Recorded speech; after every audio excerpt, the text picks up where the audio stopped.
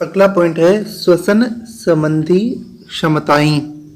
ठीक है, पिछले वीडियो में हमने जो श्वसन की क्रियाविधि पढ़ी थी, श्वसन की क्रियाविधि 2, उसको 2 भागों में बांटा जाता है, निःश्वसन और उच्चवसन। ठीक है, उसके बाद में श्वसन संबंधी आयतन पढ़े। श्वसन संबंधी आयतन होते हैं 4 प्रकार के। ज्वारीय आयतन, दूसरा कौन सा था, निःश्वसन आरक्षित आयतन, तीसरा उच्चवसन आरक्षित आयतन और चौथा अविशिष्ट आयतन। अब है अपना श्वसन संबंधी क्षमताएं। पहली श्वसन संबंधी क्षमता है वो है निःश्वसन क्षमता। निःश्वसन क्षमता को शॉर्ट में IC द्वारा दर्शाया जाता है। देखो, निःश्वसन क्षमता किसे कहते हैं, वायु की वह अधिकतम मात्रा जो एक निःश्वसन में ग्रहण की जा सकती है। इसमें ज्वारीय आयतन व निःश्वसन आरक्षित आयतन आते हैं। निःश्वसन क्षमता में वायु की वह अधिकतम मात्रा जो एक निःश्वसन में ग्रहण की जा सकती है, यानी एक निःश्वसन यानी जब हम श्वास को अंदर ले रहे हैं तो अंदर लेते वक्त हम कितनी मात्रा में श्वास को अंदर की ओर ग्रहण कर सकते हैं, उसको निःश्वसन क्षमता कहते हैं। तो इसमें ज्वारीय आयतन भी आएगा, क्योंकि ज्वारीय आयतन में हमने पढ़ा था कि निःश्वसन में वायु जितनी अंदर जा सकती है वो आएगी। निःश्वसन आरक्षित आयतन भी आएगा, बलपूर्वक हम कितने मात्रा में वायु का आयतन वो ग्रहण कर सकते हैं। तो ये हो गया पहला निःश्वसन क्षमता। दूसरा है उच्चवसन क्षमता, इसको शॉर्ट में EC के द्वारा दर्शाया जाता है। वायु की वह अधिकतम मात्रा जो एक उच्चवसन में बाहर निकाली जाती है, यानी एक उच्चवसन के समय वह वायु की मात्रा जो हम बलपूर्वक जो बाहर निकाल सकते हैं। इसमें ज्वारीय आयतन, देखो ज्वारीय आयतन में दोनों आते हैं। हमने ज्वारीय आयतन की परिभाषा पढ़ी थी, तो हमने पढ़ा था, देखो वापिस ज्वारीय आयतन में हमने पढ़ा था निःश्वसन में फेफड़ों में भरी गई वायु या उच्चश्वसन में निकाली जाने वाली वायु का आयतन। तो वायु ज्वारीय आयतन में निःश्वसन में भरी जाने वाली, तो निःश्वसन क्षमता में आ गया। उच्चश्वसन क्षमता में भी ज्वारीय आयतन आएगा, क्योंकि उच्चवसन के दौरान निकाले जाने वाली वायु। ठीक है, इसमें ज्वारीय आयतन व उच्चवसन आरक्षित आयतन आते हैं। तीसरा जो क्षमताएं हैं श्वसन संबंधी वो है क्रियाशील अविशिष्ट क्षमता। सामान्य उच्चवसन के बाद जो वायु फेफड़ों में बसती है उसे क्रियाशील अविशिष्ट क्षमता कहते हैं। इसमें अविशिष्ट आयतन आता है। ठीक है, तो ये बिल्कुल टॉपिक है जो वायु संबंधी जो आयतन थे उसके समान ही ये टॉपिक अपनी है। चौथा जो क्षमता है वो है जैव क्षमता। जैव क्षमता किसे कहते हैं समझो, यह फेफड़ों में अधिकतम भरी गई एवं अधिकतम निकाली गई वायु होती है। अधिकतम कितनी वायु भरी गई है, अधिकतम कितनी वायु निकाली गई है, उसे जैव क्षमता कहते हैं। इसमें सभी ज्वारीय आयतन, निःश्वसन आरक्षित आयतन, उच्चवसन आरक्षित आयतन वो सभी इसके अंदर आएंगे। ठीक है, अंतिम है फेफड़ों की कुल क्षमता। ठीक है, फेफड़ों की कुल क्षमता। फेफड़ों में भरी जा सकने वाली अधिकतम वायु की मात्रा, फेफड़ों में अधिकतम भरी जाने सकने वाली वायु की मात्रा को TLC कहते हैं। देखो फेफड़ों की कुल क्षमता कितनी ज़्यादा, फेफड़ों के अंदर कितनी ज़्यादा वायु भरी जा सकती है, वो पूरी उसकी टोटल क्षमता है, कुल क्षमता है, अधिकतम क्षमता है, वो फेफड़ों की कुल क्षमता कहलाएगी। इसमें जैव क्षमता व अविशिष्ट आयतन आते हैं।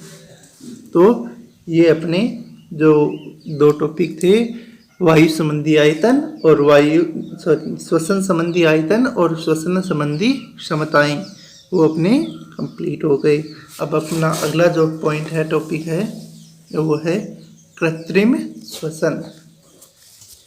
यदि किसी व्यक्ति का किसी दुर्घटना, ठीक है, कृत्रिम श्वसन में क्या है, यदि किसी व्यक्ति का किसी दुर्घटना जैसे डूबना, विद्युत परिघात यानी करंट लगना या अन्य परिस्थितियों में श्वास रुक जाए पर हृदय स्पंदित जारी रहता है तो उसे कृत्रिम श्वसन देकर बचाया जा सकता है।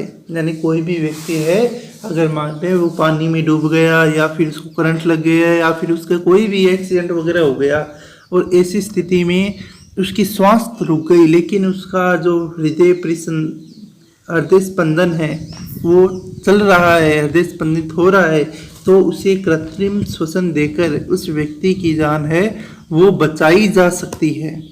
ठीक है, तो यह कैसे हो सकता है? देखो, कृत्रिम श्वसन की सहायता से श्वसन केंद्रों को सक्रिय कर सामान्य श्वसन पुनः प्राप्त करना संभव हो जाता है।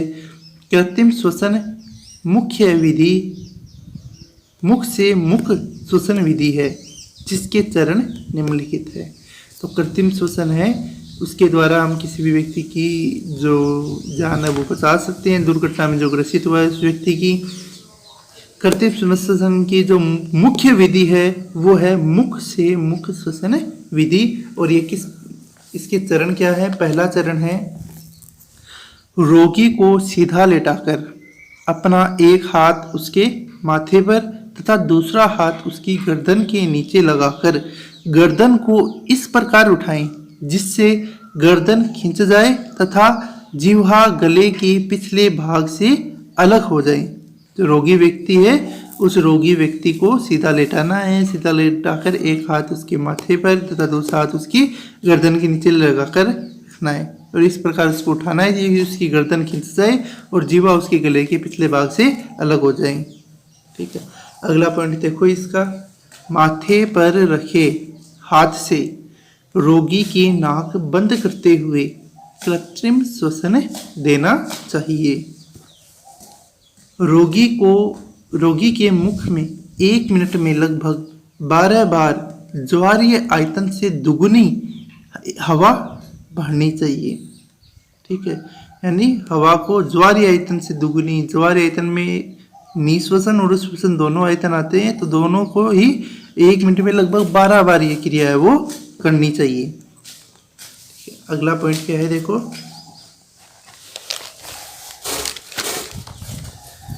अगला पॉइंट है रोगी के, ये हो गया, रोगी के मुख एवं नाक, रोगी के मुख एवं नाक को खुला छोड़ते हुए रोगी में उच्च वसन की जांच करनी चाहिए। रोगी के मुख और नाक को खुला छोड़ते हुए उसमें ये जांच करनी चाहिए कि रोगी है वो श्वास उसमें क्रिया है वो वापस शुरू हो गई है या नहीं हुई है। ठीक है,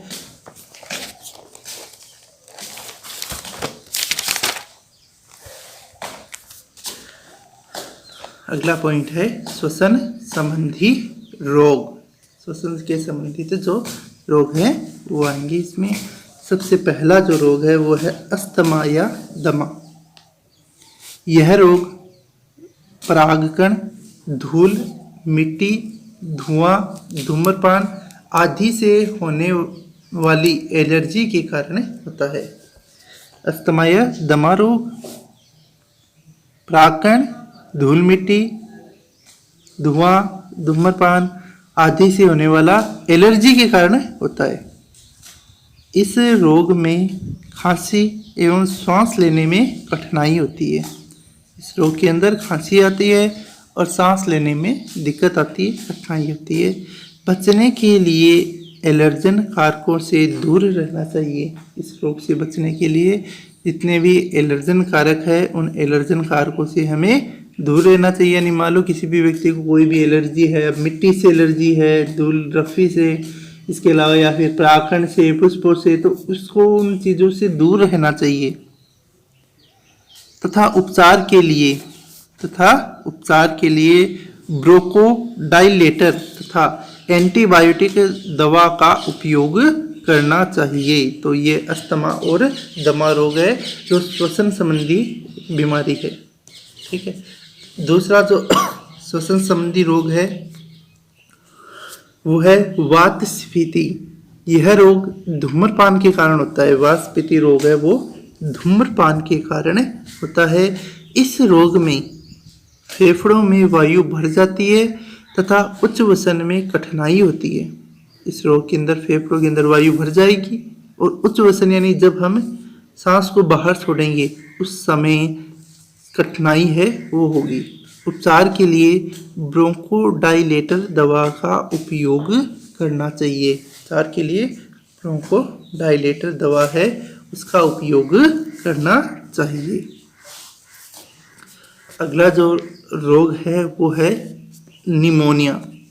ठीक है, निमोनिया रोग का जो रोगजनक है वो एक जीवाणु होता है और इस जीवाणु का नाम है स्ट्रेप्टोकोकस न्यूमोनी, या इस जीवाणु का दूसरा नाम है डिप्लोकोकस न्यूमोनी। स्ट्रेप्टोकोकस न्यूमोनी या डिप्लोकोकस न्यूमोनी, इस जीवाणु के कारण न्यूमोनिया रोग होता है। यह जीवाणु फेफड़ों को संक्रमित करता है जिससे फेफड़ों में सूजन आ जाती है, सांस लेने में कठिनाई होती है। वृद्धों एवं बच्चों में अधिक होता है। ये जो बच्चे और बूढ़े होते हैं उनमें यह रोग अधिक होता है। 3 रोग हो गए, अस्थमा, वातस्फीति और निमोनिया। चौथा जो रोग है वो है श्वसनी शोथ। श्वसनी शोथ, यह रोग अत्यधिक धूम्रपान के कारण होता है। इस रोग में श्वसनी की दीवारों में सूजन आ जाता है। अत्यधिक धूम्रपान करने वाले व्यक्तियों में श्वसनी शोथ रोग है वो पाया जाता है और इस रोग में जो श्वसनी है, श्वसन मार्ग है, उसकी दीवारों में सूजन आ जाता है और सांस लेने में कठिनाई होती है। फिर अगला 5वां रोग है फेफड़ों का कैंसर। यह रोग अत्यधिक धूम्रपान करने के कारण होता है। सिगरेट के धुएं में उपस्थित विभिन्न प्रकार के जो रसायन हैं वो कैंसर जनक होते हैं। इस रोग में श्वसनियों में अनियंत्रित कोशिका विभाजन होना शुरू हो जाता है और कैंसर अनियंत्रित कोशिका विभाजन को ही कैंसर कहते हैं। अनियंत्रित कोशिका विभाजन से जो गांठ उत्पन्न होती है उस गांठ को कैंसर कहा जाता है। तो जो सिगरेट का धुआं है उस धुएं में बहुत से प्रकार के जो रसायन है वो रसायन अपने जब वायु के साथ शरीर में प्रवेश करते हैं तो ये काफ़ी हानिकारक होते हैं। अगला जो रोग है अंतिम वो है सिलिकोसिस। अंतिम जो रोग है वो है सिलिकोसिस एवं एस्बेस्टोसिस।